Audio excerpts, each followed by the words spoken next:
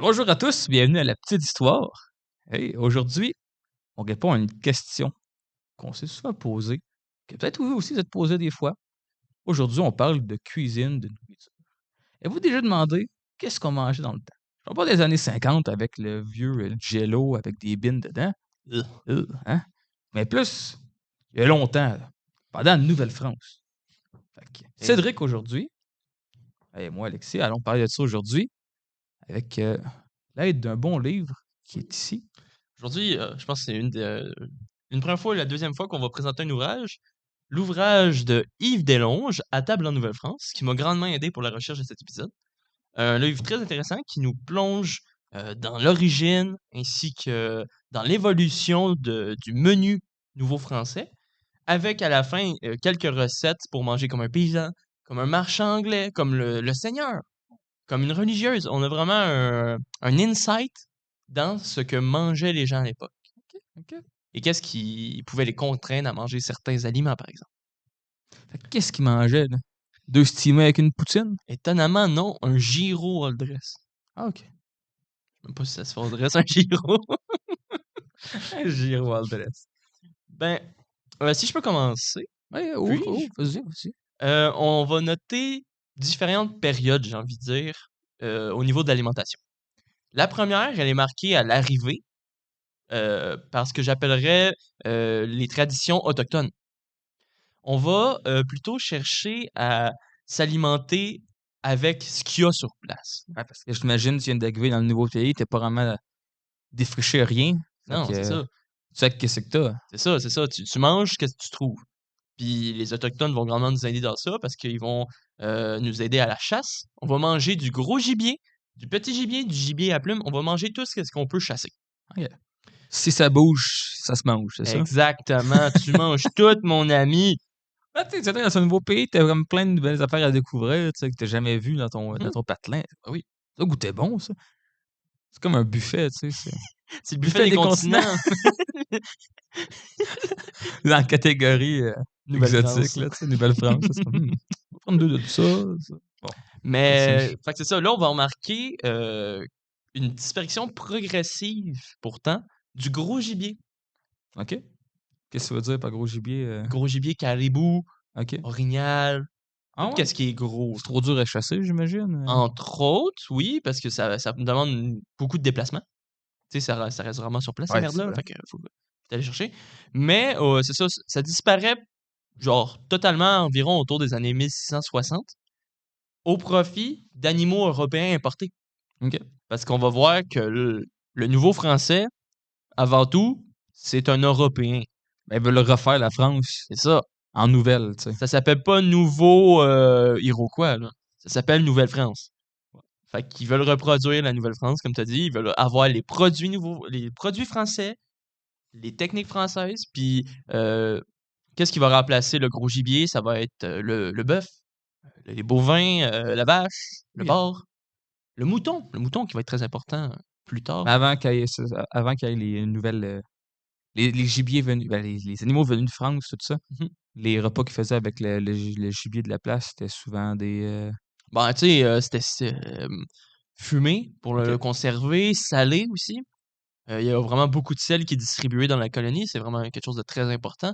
Puis on va en faire à toutes les sauces, hein, des ragoûts, OK. en crème. On a vu ça, genre, très grand consommateur de crème. Crème. Oui, ouais, c'est une crème. Aujourd'hui, on dirait de la crème 15%, tu vois. OK. Du lait, quoi. Ouais. Puis non, c'est ça, ça se mange comme de la viande au final. OK. C'est des pains de viande! Des pains, pains à viande. OK, à part du gibier, qu'est-ce qu'ils mangeaient en Nouvelle-France au début, Euh, avant de tout importer? Ben, t'es-tu rendu là ou? non, pas encore. Là, OK. j'avais parlé du petit gibier. Ah, Parce OK. que là, on va voir qu'il disparaît pas. Ah non? Le petit gibier, principalement à plume, il va rester. Tu sais, c'est quoi une tourtière? Ah oui, La tourtière, une tourterelle. elle remonte. C'est ça. La tourte, l'oiseau. Ben lui, il va être chassé au début. OK. Il va être chassé jusqu'à temps qu'on le fasse éteindre. Ben, il est pas éteint, je pense, mais tu sais, on a essayé. Ouais. Dodo style, tu sais, mon ami, là. OK? Fait que, non, c'est ça. Fait qu'on on l'a chassé, là, ce petit chien, là, puis on n'a pas arrêté. Parce qu'au final, un oiseau, Ça se trouve partout. Tu peux rester sur ta ferme, il y a toujours des oiseaux qui passent. Puis ça se manque bien. Une bonne tourtière. Ça doit être trop compliqué, tu sais, Mhm. tu veux chasser un petit peu de tourtière. Oui. De tourte, je veux dire, chasser la tourtière. La tourtière! Une Une tourtière! C'est qui a laissé le four ouvert? Tu sors dehors, t'as faim, t'abats 2 oiseaux qui sont ta corde à linge, puis That's it, la c'est le tourtière souper. est là, c'est ça. Ah, les chasseurs-cueilleurs, hein. Oui. Ils vont aussi consommer des légumes un peu qui sont faits sur place. Le plus notable, c'est le maïs. Les 3 sœurs. Maïs. Maïs. Non, les 3 sœurs, mais tu te souviens pas de ça? Ah, je me rappelle plus, c'est quoi déjà? C'est les 3 Les trois légumes. légumes que les autochtones vont cultiver, là, qui marchent ensemble, là, mais moi aussi, Bean, me semble. il y a Soya. il y a des beans, ouais, puis l'autre, je me souviens plus. Pas du soya, me semble.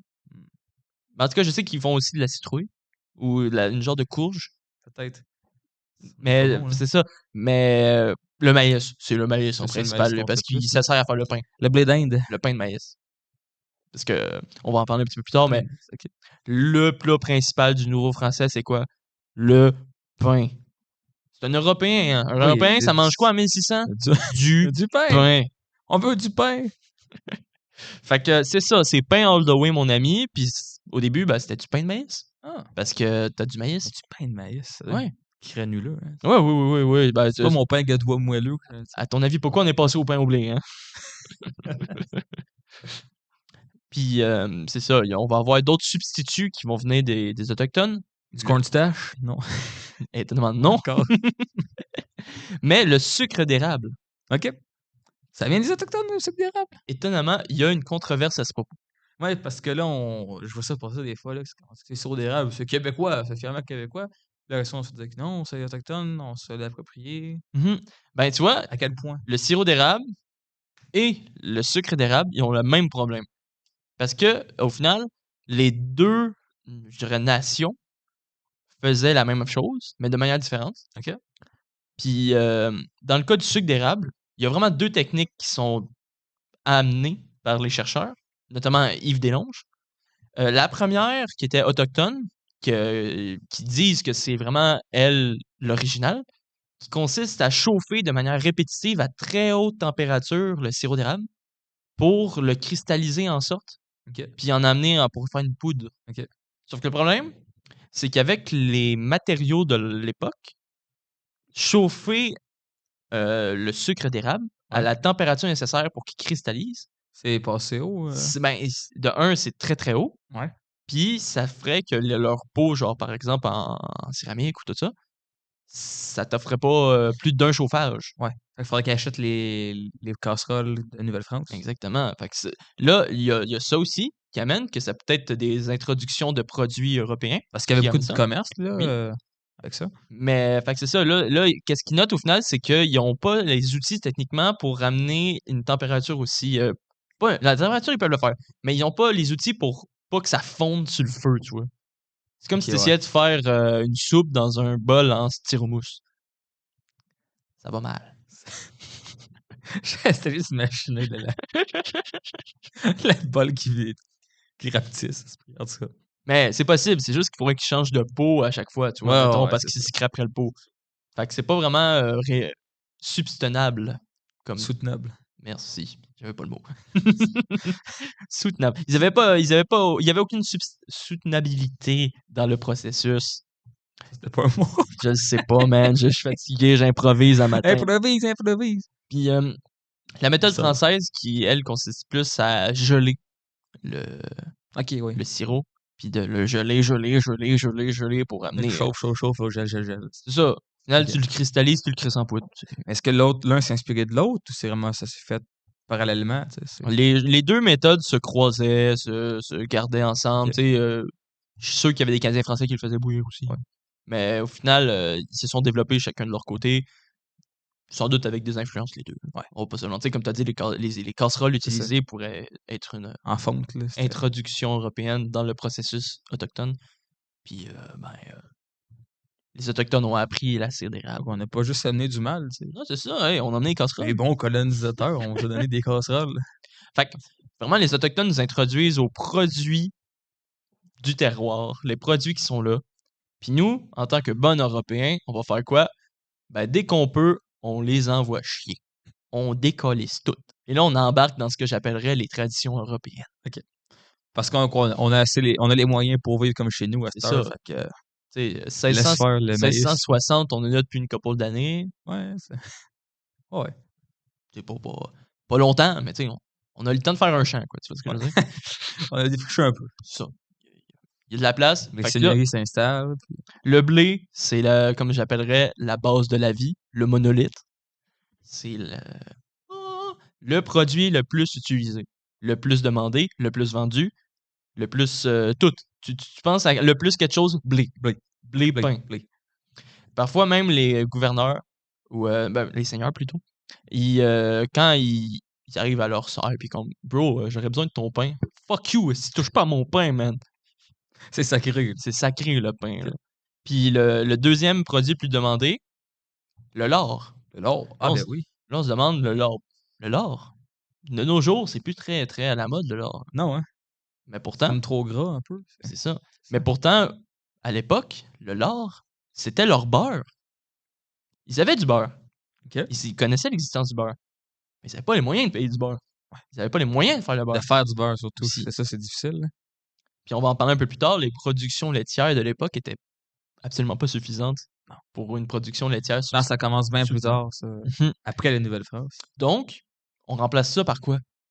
Le lard. Le lard, ça fait la même job. Là. Mais du bacon.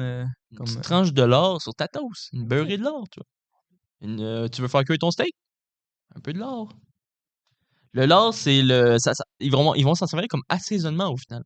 Okay. Dans tout ce qu'ils vont faire. Si tu fais revenir dans une casserole une côte levée, ouais. Tu mets de lard, tu mets du sel, du poivre, puis boum! C'est magnifique de même. On va aussi remarquer que, parce que là, je parle d'assaisonnement, que le nouveau français, il mange fade en tabarnak. Parce que... ça goûte pas grand-chose. Ouais, probablement. Ça renforce le stéréotype là, de white people food, tu sais. Ce que je vais dire après, ça va vous étonner, là. Nos deux épices principales, sel, poivre. Sel en grosse majorité. Mais, tu sais, le sel, c'est parce que ça a aussi des propriétés conservatrices. Ouais. Fait qu'ils vont grandement saler leur sûr, bouffe pis tout, là. Les quantités de sel, je pense que je vais le dire plus tard, sont assez astronomiques importées. Là. Okay. Mais le poivre, c'est ça, c'est la principale épice pour donner du goût. Oh mon Dieu. Épices importées, les deux sont importés d'ailleurs. C'est trop cher. Là. Parce qu'au final, on va pas vraiment garder d'épices autochtones. Ah non? D'herbes, il y en a pas tant que ça qui vont rester au début. On va les redécouvrir à un moment donné, mais le nouveau français, il va vraiment se concentrer sur genre 5 épices. Sel, poivre, si je me rappelle bien, le clou de girofle, la cannelle et la muscade. C'est tout ce qu'il va garder comme vraiment épices, majoritairement. Là. On va retrouver dans des inventaires après décès des mentions de thym ou d'autres affaires comme ça, mais vraiment, ça va être minoritaire. Comparé au sel, poivre, muscade, thym, clou de girofle. Tout. Okay. Mais fait que c'est ça, on remarque vraiment que le nouveau français, il aime son pain blanc.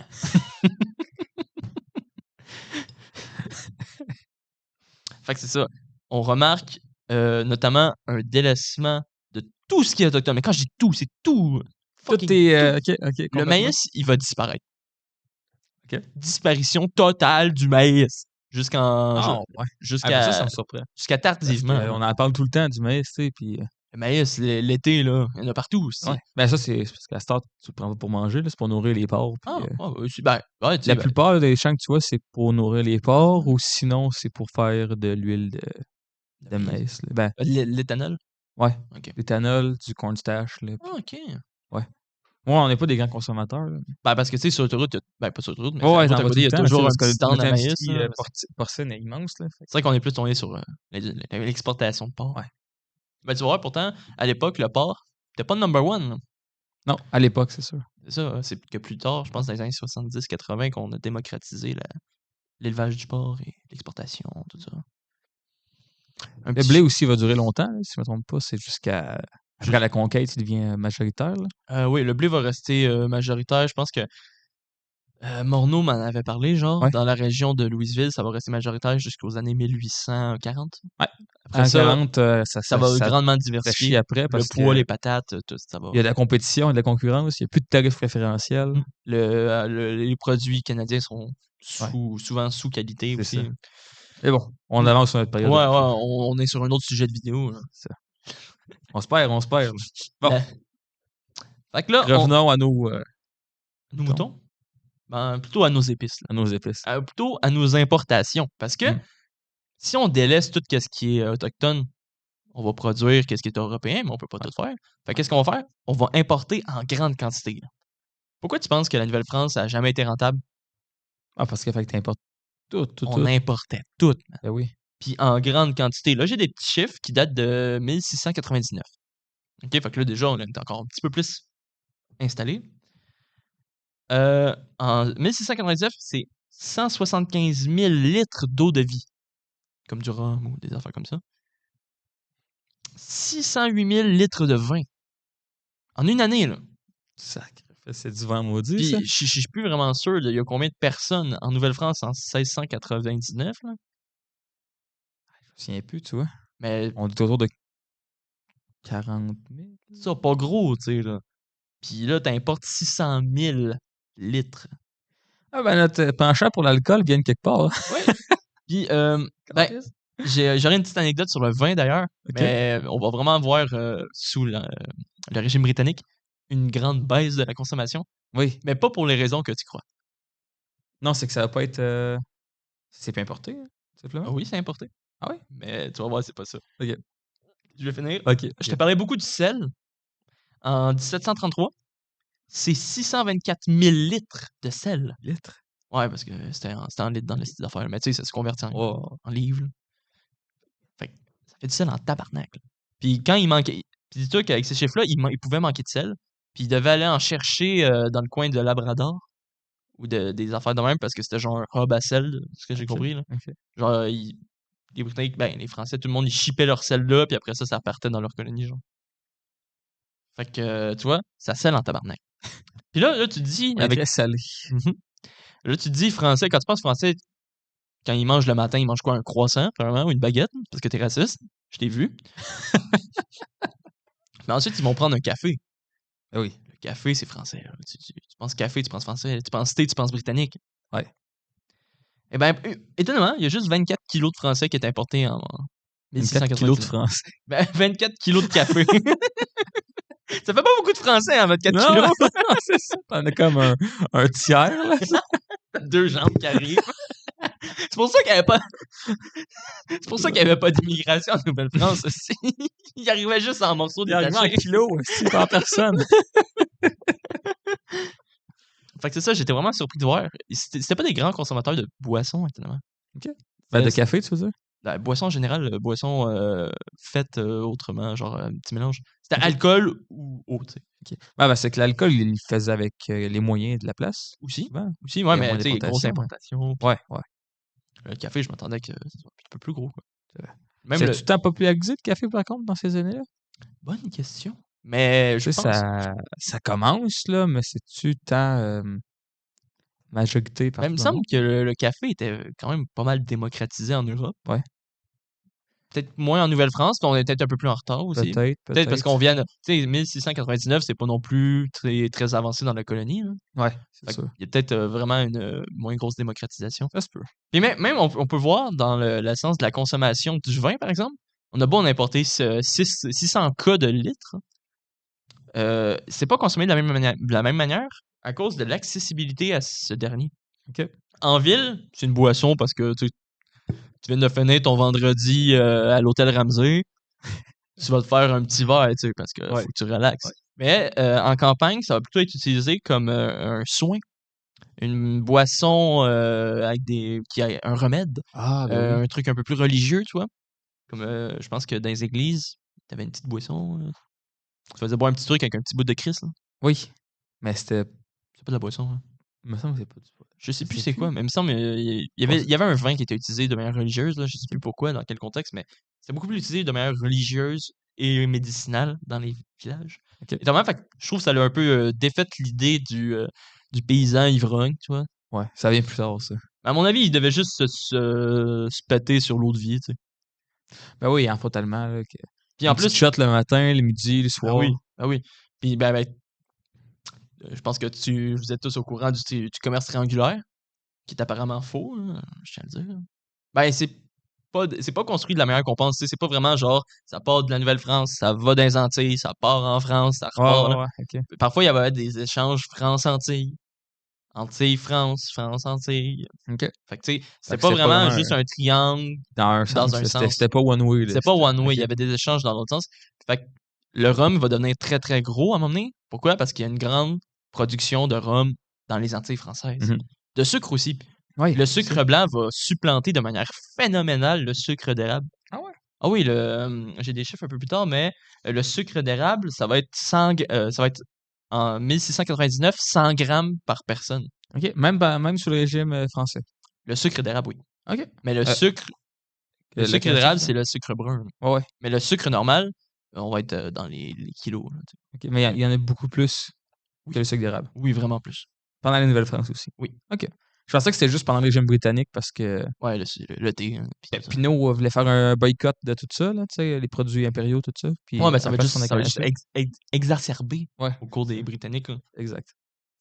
Fait que c'est ça. C'est ça, ça va bien, quoi. Tu bois, tu sels, tu sucres. Il a pogné le diabète, le cancer, puis Mmh. une pierre au rang en même temps. Juste l'équipe gagnante. Fait que là, comme je t'ai dit, de manière étonnante, on va moins boire à partir de la moitié du 18e siècle du vin. Puis là, je t'ai demandé, tu ne devineras jamais pourquoi. Parce que la consommation de vin, elle va descendre probablement de 40% entre Ah ouais? 1883 et 1833. Bon, j'ai dit les chiffres dans l'envers, mais tu comprends le concept, là. Entre 1800? en 1733 puis 1783, ça va descendre de 40%. Qu'en 60 ans, ça baisse de 40 OK, Exact. 50 ans. 50. On n'est pas des mathématiciens, hein, on est des historiens, On le dit c'est pas souvent. pareil, hein. Alors que l'eau de vie, elle va monter de 70%, Ah, voilà. puis attends un peu, le rhum, 150%. Ah, 150 le rhum. OK. Fait que là, OK, on a abandonné nos goûts français pour l'effort, hein? on battra pas les accusations d'alcoolisme, hein. Non, pas aujourd'hui. Non, non, non, non. Puis là, on peut se demander pourquoi? Pourquoi ce délaissement du vin alors que, Ouais. tu sais, on est encore français à peu près dans cette époque-là? Ben, c'est comment dire? C'est parce que le rhum, il était fait par je dirais les petits noirs pas payés dans des Antilles françaises, là. Fait qu'il était moins cher. Il était bien moins cher. Ah, je vois. C'était vraiment bien moins cher, tu Les vois? conséquences de l'esclavagisme encore, hein? Puis, une fois qu'on tombe sous le joug britannique, Joug. le joug, Joug. ben oui, le joug. La joue britannique. Ouais, le joug. Oui. Le G, ça se dit pas. Oui, oui, faut que tu le dises, hein? Le joug. Le joug. Le joug. Joug. Le joug britannique. OK. OK. Oui. Ça, j'ai dit quand Non, t'as dit le joug. En tout cas, je vais te battre après l'épisode. Là, faut qu'on tout reste de suite.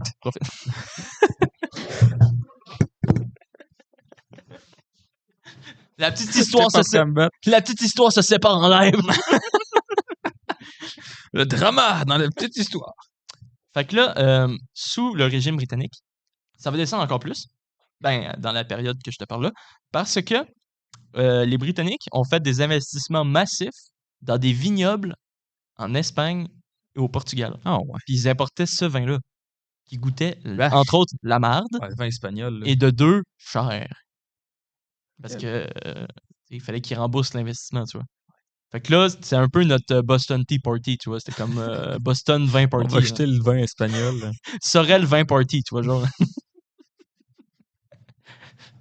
Ça aurait le mentionné. Ça aurait le mentionné. Fait que c'est étonnant de voir que un peu genre l'image du vin, tu vois, ce qui est associé à la France, le baguette vin, tu vois, le shit, là. On jette ça de côté parce que ça devient trop cher et ça coûte la merde à cause des Britanniques. Encore une affaire que la cuisine britannique a scrappé, man. Esprit. Ils ont scrappé les beans, puis après ça, ils ont scrappé le vin. En faisant du cheap vin espagnol, là. Tabarnak. Fait que c'est ça. Là, on arrive un peu à ce que j'appellerais la conclusion de les traditions européennes. C'est vraiment de l'importation du mode de vie européen. Parce que on est nouveau français, on est français, tu vois. Et un délaissement des idées autochtones. Parce que ça goûte la merde, on va pas se mentir. Quand tes racines, tu peux te les crisser au cul, c'est ça qu'on se dit. Là, je parle en tant que nouveau français, tu vois. C'est vraiment genre, merci M. Toulouse, mais fuck you. Là. Eat shit and die, là, tu vois. T'as prendre une couverte, là. Le rêve de Champlain. Nos femmes vont être vos enfants ou quelque chose. Non. Non, Champlain, il mange la merde aussi. C'est sûr, c'est lui, c'est un Ça mangeur de fait- radis. Hein. Mangeur de radis. Bon, fait que là, il y a des raisons un peu, je dirais, de nation, tu sais, de fierté nationale, tout ça. Mais il y a aussi des raisons pratiques. Pourquoi est-ce qu'on mange un certain aliment et pas un autre? Ben, parce que parfois, il y a des raisons. Comme je t'ai expliqué, le lard, parce que le pain, le lait, le beurre. Le beurre. J'ai fait La recette au complet, mais. un peu dans le mélange. Là. Ouais. Fait que c'est ça. Le beurre, vraiment pas grosse production. Là. C'est comme le fromage. Des micro-productions qui sont vraiment sporadiques, pas fiables. Fait que c'est ça. Là, avant 1780, la production laitière, là, quasiment inexistante. Dans le sens que si on fait du lait, c'est pour le boire. That's it. Yeah. Parce que, pourquoi? Pourquoi? Les vaches, on les tuait jeunes. Ah. On les gardait pas vraiment assez longtemps pour faire Pour en une faire des production laitières, laitière importante. Fait qu'on avait, un, pas le temps de faire du lait, puis deux, pas les vaches pour faire du lait. Ok. Ensuite, les vaches, ils représentent juste 23% des troupeaux, des cheptels Ok. en 1762. Fait que tu sais, c'est au moment de la conquête, là, ça. Ouais. Fait que Pas grand. c'est vers la fin, vraiment, là, que c'est à leur apogée. Parce qu'on a vu tantôt dans le livre, tu sais, t'as vu, c'est progressif. Chaque année, il y en a un peu plus. Ouais, c'est exponentiel. Puis, fait que là, même à leur apogée, c'est juste un quart de tous les animaux du cheptel. Fait que c'est vraiment mince. Puis même ces chiffres-là, de la quantité de vaches en Nouvelle-France, Ouais. c'est genre une goutte de lait dans la marmite de En lait plus, des chiffres Tu sais que d'aujourd'hui. les vaches, j'imagine, tu t'en sers aussi pour L'attrait, ben pas l'attrait, mais le transport à la limite, mais aussi pour le défrichage. défrichage, ouais, dans les champs aussi. Ouais. Les bœufs sont beaucoup utilisés pour ça. Ouais. Je sais pas si ça rentre dans le nombre de vaches, là, ou c'est Oui, plus. ben c'est listé comme bête à cornes. Ok. Parce que là, Ouais, tu rentres c'est tout ça. ce qui est bovin là-dedans. Ok. Mais tu sais, je pense que c'était dans le cours à Morneau, on avait vu ça. Il y a différentes espèces et races de vaches qui sont introduites pour voir laquelle produit plus de lait. Ouais. Dans la période de la Nouvelle-France, les vaches qu'on avait étaient peu productrices de lait. Ok. Tu sais, mettons, si on prend encore Yves-Deslanges, une vache, par année, ça produisait 1260 litres de lait. Tu te dis, c'est quand même pas pire. Pas tant, là. Ben, une vache, Une vache qui fait une pinte de lait par année. 1200 litres. Ah, litres. J'ai Litres, compris oui. 1000 litres. Non, excuse. litres. Ok. 1200 litres. Fait que tu te dis, c'est quand même pas pire. Sauf que si tu sais que d'après les standards de l'époque, lui, il comparait à la Belgique, mettons, Ouais. pour faire 1 kilo de beurre, ça prend 29 litres. Ok. Fait que Ça baisse bien vite quand même. là. ça, tu fais pas une grande quantité de beurre. C'est sûr. Fait que là, la C'est question, sûr, c'est la question sûr, qui est mais amenée, c'est au final, c'est est-ce je que c'est sais plus pas rentable de les faire du lait ou chiffres. faire du beurre? Hmm. Le lait, t'as une boisson. Parce que parfois, l'eau est un peu difficile à avoir parce que, tu sais, elle est pas propre, elle peut être souillée, Ouais, puis c'est pas pasteurisé dans le temps. Fait c'est que, pas tu sais, le lait aussi. Ouais, c'est sûr, le lait est pas le pasteurisé. lait, faut que tu le transportes, puis le C'est un lait en risque ville, hein, c'est un risque à prendre, c'est sûr. c'est de quoi mourir. Non, ouais. Ah, le lait, c'était pas une belle affaire, nos chers téléspectateurs. Si vous tombez sur une vidéo de quelqu'un qui vous dit buvez du lait non pasteurisé, ne le faites pas, s'il vous plaît. Tu peux, mais quand il sort littéralement de. Oui, il faut que tu le bois direct à pied. C'est ça, là. Gros. Exact. Sinon, cours pour ta vie, Quand mon tu vas à ami. une ferme, mettons que t'en prends, il y en a que tu peux pas. Ok, là. Mhm. Go, mais si ça fait une semaine qu'il est sur l'étagère, là. Fait que c'est pour ça que le lard est dominant, jusqu'à temps qu'on ait une production laitière suffisante ou qu'on décide on va payer le prix. Tu sais, parce que le beurre, ça coûte cher quand même. Oui. À l'époque, Aujourd'hui. il n'y avait pas de hein. margarine encore. Fait que... Fait que c'est une raison pratique, j'ai envie de dire. Ok. Pourquoi le lard s'impose autant? Le lard qui vient principalement des cochons, mettons. Ouais, Ça, il y en a beaucoup. là-dessus, on en crisse. Là. Il en manque pas. Vous avez vu les bacons qu'on se fait vendre maintenant? C'est genre 30% viande, puis le reste, c'est de ce petit gras. Là. Ça laisse. Ben, un nouveau français, il aurait capoté. Il serait dedans, là. Ah non, lui, il achèterait tout. Il dirait, hey, vous êtes des hosties d'épettes, pas acheter ça! Il troque genre son cheval contre. Je vous offre mon bœuf contre 2 livres de glas.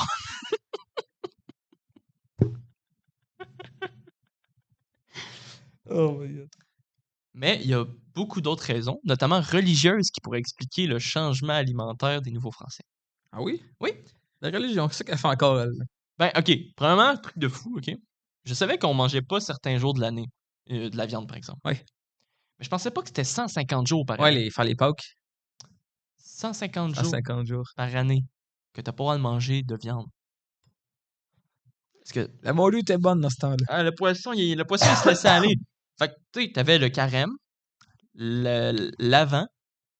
Il y a eu ça dans le livre, l'avant. Je sais pas l'avant quoi, mais l'avant. Puis t'as tous les autres jours fériés, là, la fête du Saint quelque chose, name it. Là. Mon calendrier, il est rempli de ça. Tous les 2 jours, il y a une petite fête de Saint-Gabriel, Saint-Nicolas. Fait que name it, tu vois. Puis la fin de semaine. Ah ouais, la fin de semaine. La fin de semaine, tu peux pas manger de viande. Sacrifice.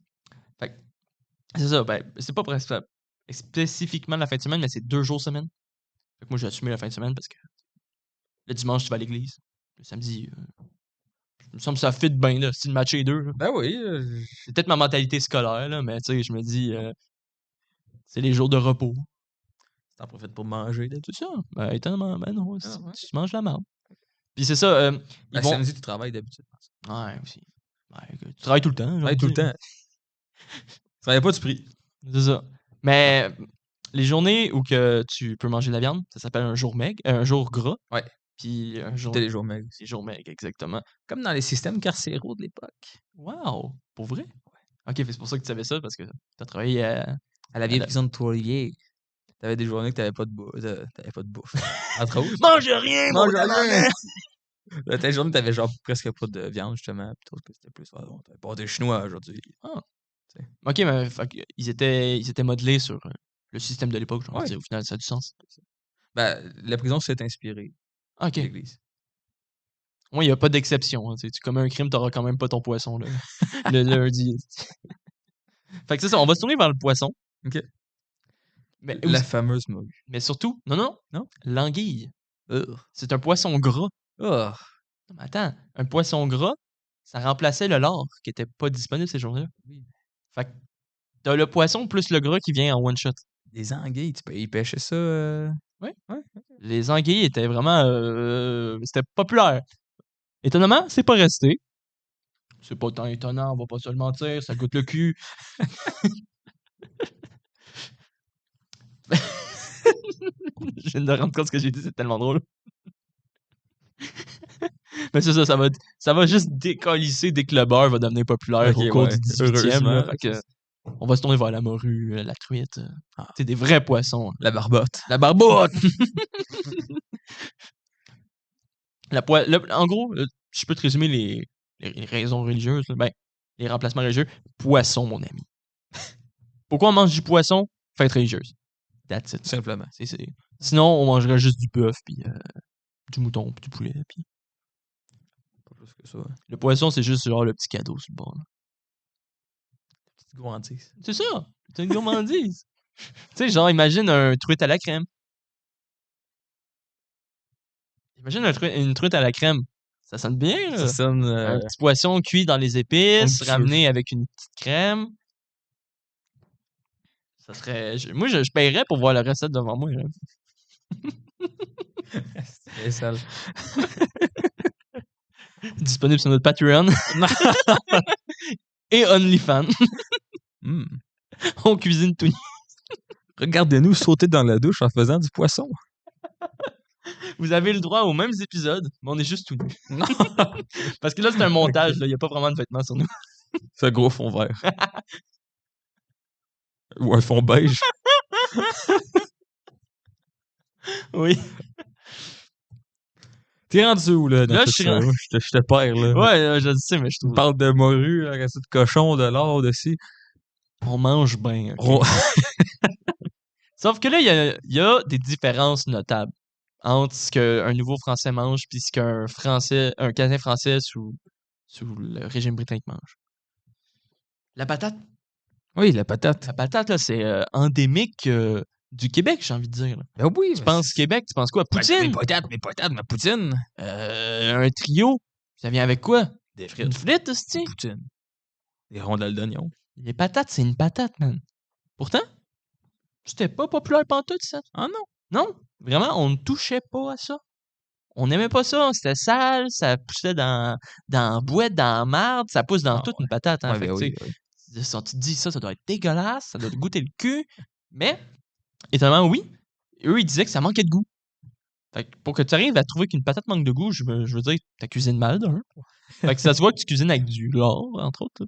Une patate avec du beurre, y a rien de mieux. Là. C'est vrai, c'est vrai. Mais c'est ça. Puis, encore une fois, le retour d'une légende qu'on a parlé de lui il y a quelques semaines, je me semble. Je suis plus sûr si on en a parlé dans cet épisode-là. Mais Murray, Murray. le gouverneur Murray, James Murray, James- gouverneur de la province of Quebec. exactement. Lui qui va soutenir le maintien des droits des Canadiens français et tout. Ben, c'est lui qui va introduire la patate. C'est lui qui va vraiment dire « Hey, les amis, c'est bon en Christ, hein? » Avec les Anglais, notamment, qui vont s'installer. Là. La poutine, c'est un plat colonisé.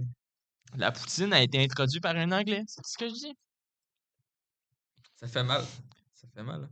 Fait que là, on en a parlé un petit peu, mais le maïs, tu sais, on en a parlé, disparition progressive, tout ça. Ouais. Hyper populaire au 17e, comme j'ai dit, j'avais juste pas précisé, mais dans le 17e, c'est genre the big shit. Mais comme j'ai dit, dès que les plantations européennes embarquent, C'est fini. c'est fini. Parce que le pain au maïs, c'est pas fameux. Pas très fameux, mais il y a un autre genre de pain, peut-être. Le pain aux patates. Ah, le pain aux patates, il reste? Ben oui, avec l'introduction de la patate. Ouais.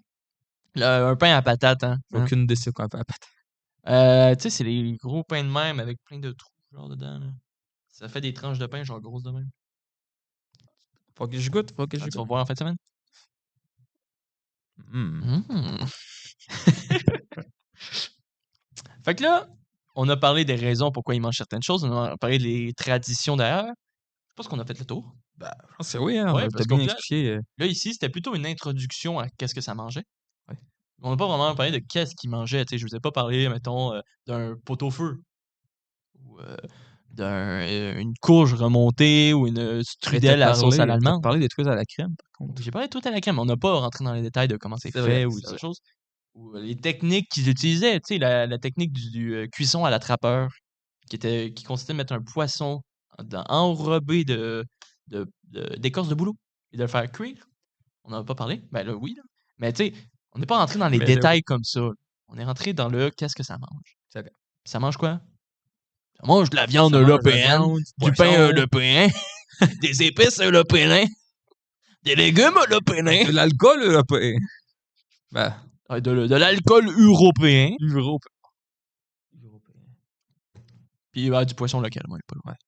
Ben, pas tant au final, parce que tu sais, le saumon, genre, il pêchait dans l'Atlantique, puis. Le gros poisson, le saumon! Il mangeait du saumon dans le temps? Oui! Ah oui? Oui! Ah! Ouais, ben, tu sais, pourquoi. Il y avait des rivières, saumon, dans le temps? Oui, c'est sûr. Ben, il y en a encore. Mais tu sais, quand t'es dans le coin de quand t'es genre à Québec, là, Ouais. t'es proche de l'Atlantique, Ouais. là, quand même. Puis, tu sais, les premiers doutes qui sont venus au Québec, là, les premiers explorateurs, c'était des pêcheurs. Les Basques. Les Basques qui venaient pêcher, ils venaient sécher leurs poissons. Oui. Là. Le séchage de poissons qui est encore très populaire au cours du 16e puis 17e, d'ailleurs. Je vais te dire. Parce que, Avec le sel, tout. le sel, là, le sel! Le sel! Le saut. Fait que là, on va conclure parce que je suis écœuré. OK? Ouais. Ça mange quoi un Canadien français? Ça mange à l'européenne. Ça, c'est clair et net. Mais pas au début, parce qu'au début, tu peux pas. Au début, t'as pas le choix. Les produits autochtones, comme temporaires, c'est un. Bon, il me reste ça. Tu sais, c'est que genre, t'ouvres ton armoire, il te reste une cope à soupe puis un oignon. Non, tu vas manger chez ta belle-mère ou quelque chose, t'as fait un petit bout spécial. Ouais, c'est bon, c'est cute, mais. Je vais quand même me faire un Big Mac en rentrant, tu sais. C'est ça, tu sais. On a une grande difficulté à s'ouvrir au nouveau. Tu sais, il y a pas mal de légumes comme une grande variété de courges qui est très semblable à ceux en France. On va pas y toucher. Parce que c'est juste genre, oh, ils sont beiges, nous, on mange juste des mauves. Vraiment, des affaires, c'est pas exactement ça, mais c'est vraiment dans cette idée-là de c'est pas vraiment pareil à ce qu'on mange. On préfère rester dans nos habitudes. Fait que, on a peur du nouveau, quoi. C'est vrai. Tu sais, c'est comme si t'allais au Mexique puis t'allais juste genre manger au buffet des continents. C'est pour ça que je prends tout le temps les mêmes affaires au resto. C'est mes traditions C'est ça. néo-françaises. C'est ça. C'est tes traditions françaises.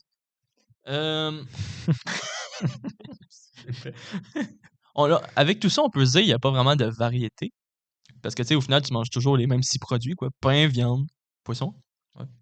Mais, pourtant, les jours gras et les jours maigres, ça va apporter une variété forcée, j'ai envie de dire. Ouais. Genre, ça va te forcer à manger quelque chose d'autre. Puis tu peux pas juste manger du bœuf 7 jours semaine. À quel point c'est respecté, par contre? C'est ça la question. C'est la question. Ouais. Mais, c'est quoi? Bonne question, je vais vérifier parce que ça m'intrigue. À quel point les jours fériés, les jours gras et maigres étaient respectés dans la J'imagine que ça tradition. va avec les vagues de l'Église. C'est vrai, oui, comme on a parlé dans l'épisode sur la guerre d'indépendance américaine Ouais. vue au Québec. Il y a d'autres qu'on va plus les respecter, qu'on va plus faire les traditions, les pratiques, puis d'autres qu'on est comme juste. C'est comme fait. C'est comme veut. Hein? On va pas me battre pour elle, aussi. En tout cas. Des questions à se poser comme ça. Oui! Mais fort bien intéressant. J'ai un petit point avant. Oh! Là, tu manges un pain avec quoi normalement? Tu sais, tu mets du beurre dessus, tu mets quoi? Une bonne soupe? Un spag. Un spag aussi, oui, un spag, mais le spag n'existait pas à l'époque. Fait que tu sais, t'as l'étape d'avant, là, la sauce, t'as juste la sauce. Là. Ouais, c'est ça. Fait que le nouveau français, c'était un soupier, OK? Il mangeait toute la soupe. Dès qu'il pouvait, il faisait une soupe. Ah ouais. Fait que tu sais, tantôt, on parlait de la viande. Là.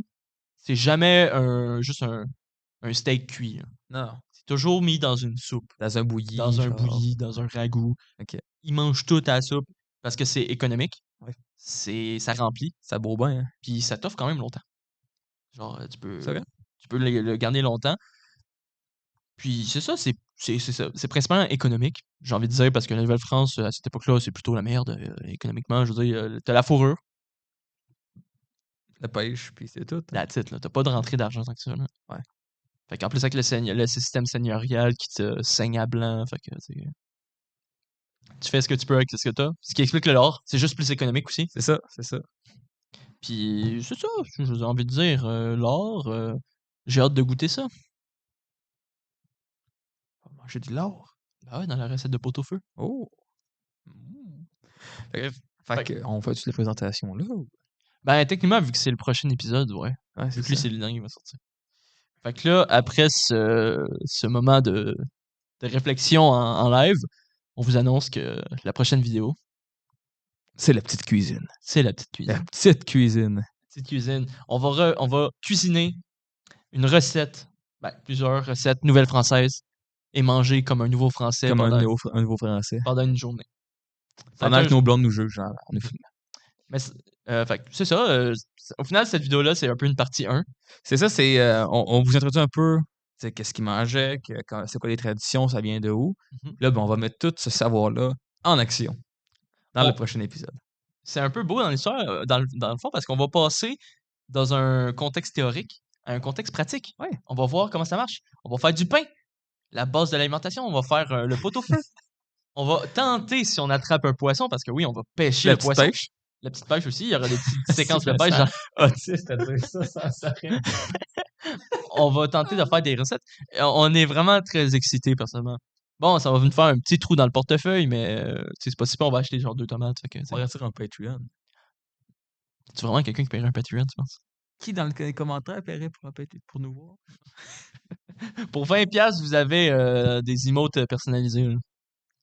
Ouais, quand on atteint les 500 abonnés, on peut avoir une affaire que tu peux faire ça, justement. Tu deviens membre de la chaîne. Ouais, puis ouais. Faut se rendre à 500. Mais. Road to the 500 to make money.